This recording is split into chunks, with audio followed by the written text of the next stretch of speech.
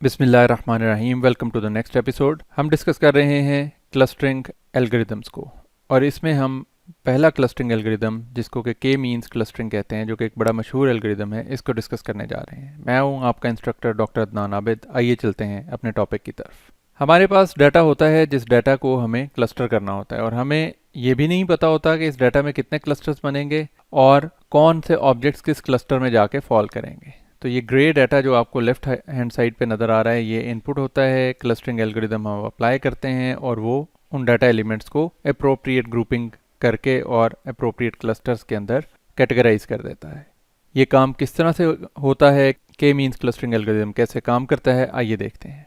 के means clustering algorithm के 5 steps हैं। पहला स्टेप ये है कि हमें नंबर ऑफ क्लस्टर्स के चूज करना होता है।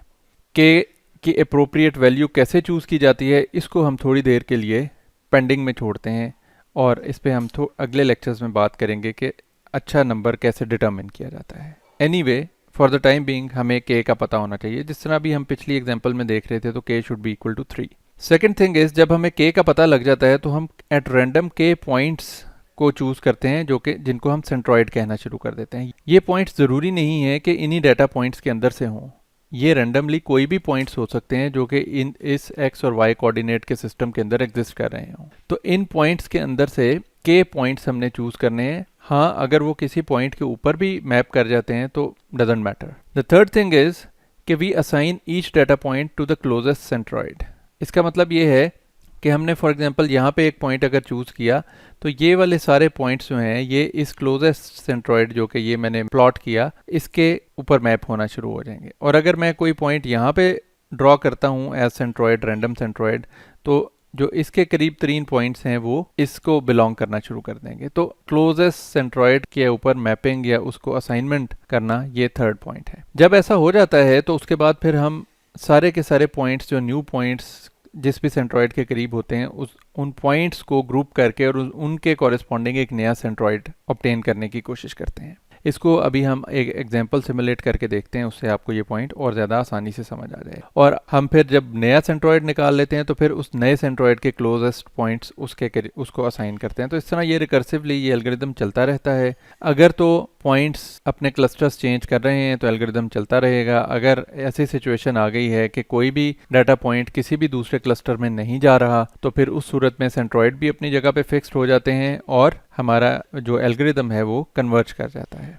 ऑल्टरनेटिवली हम एक मैक्सिमम इटरेशंस को भी डिफाइन कर सकते हैं कि मैक्सिमम एक सर्टेन नंबर ऑफ इटरेशंस के बाद एल्गोरिदम जो है वो कन्वर्ज कर जाए। इन्हीं स्टेप्स को कुछ सिमुलेशंस की मदद से समझते हैं। ये हमारे पास कुछ डाटा पॉइंट्स हैं। हमने एंटिसिपेट किया कि k इज इक्वल टू 2 है। इन डाटा पॉइंट्स को अगर हमने क्लस्टर बनाने हैं तो 2 क्लस्टर्स बनने चाहिए। तो हमने रैंडमली 2 पॉइंट्स, एक ब्लू और एक रेड, मार्क कर लिए। ये स्टेप नंबर 2 हो गया। और स्टेप नंबर 3 ये है कि हमने असाइन करना है ईच डाटा पॉइंट को क्लोजेस्ट सेंट्रॉइड।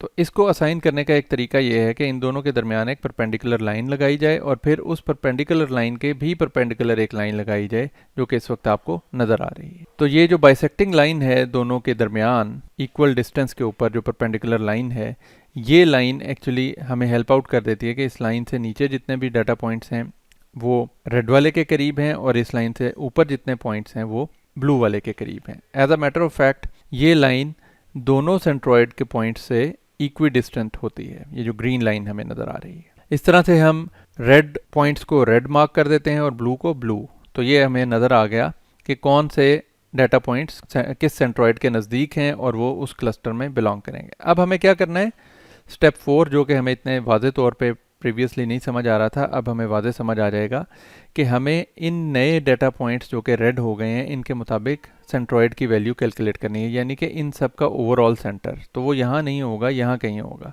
और इसी तरह इन ब्लूज़ का ओवरऑल सेंटर हमें कैलकुलेट करना है, वो भी अगेन यहाँ नहीं होगा, कहीं यहाँ पे होगा।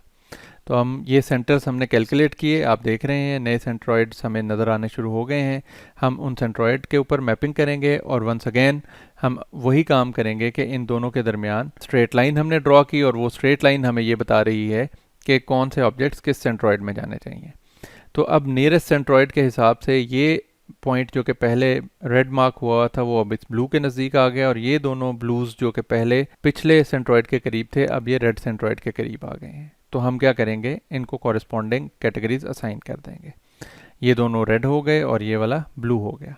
अब एक दफ़ा फिर से हम सेंट्रोइड कैलकुलेट करेंगे। अब ये सेंट्रोइड आपको अंदाज़ा होना चाहिए कि कहाँ जाना चाहिए। जी बिल्कुल, इसको इधर सेंटर के करीब आ जाना चाहिए, और ये रेड वाला भी कुछ यहाँ पे आ जाना चाहिए, डिपेंडिंग अपॉन द डाटा। हम ये विजुअलाइजेशन की मदद से ये फिगर आउट करने की कोशिश कर रहे हैं।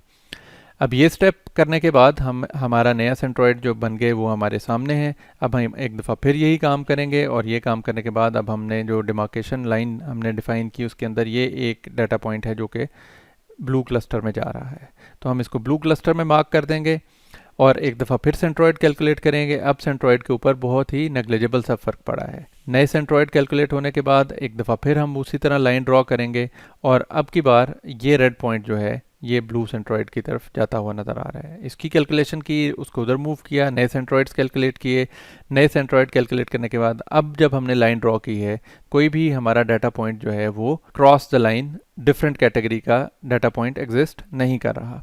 तो इस सूरत में हमारा जो एल्गोरिदम है वो नेचुरली कन्वर्ज कर जाएगा, क्योंकि अब जब हम सेंट्रोइड कैलकुलेट करेंगे तो वो सेंट्रोइड यही होंगे, कोई भी डाटा पॉइंट अपनी जगह बदल नहीं रहा होगा। तो जब सेंट्रोइड फिक्स हो जाता है इटरेशंस में तो फिर हमें पता लग जाता है, या डाटा पॉइंट कोई भी क्लस्टर चेंज नहीं कर रहा होता तो हमें पता लग जाता है कि अब कोई भी चेंज नहीं हो रहा, तो वहाँ पे हमारा एल्गोरिदम कन्वर्ज कर जाता है। तो ये हमारा फाइनल क्लस्टर्स जो हैं ब्लू और रेड वाले वो हमें नज़र आ गए। उम्मीद है कि आपको के मीन्स क्लस्टर का जो एल्गोरिदम है वो स्टेप बाय स्टेप समझ आ गया होगा। इसके अंदर किस तरह के इश्यूज़ हैं और उन इश्यूज़ को कैसे हम रिजॉल्व करते हैं, इसके बारे में हम आइंदा आने वाली वीडियोस में बात करेंगे। मिलते हैं अगली वीडियोस में। Until then, enjoy machine learning.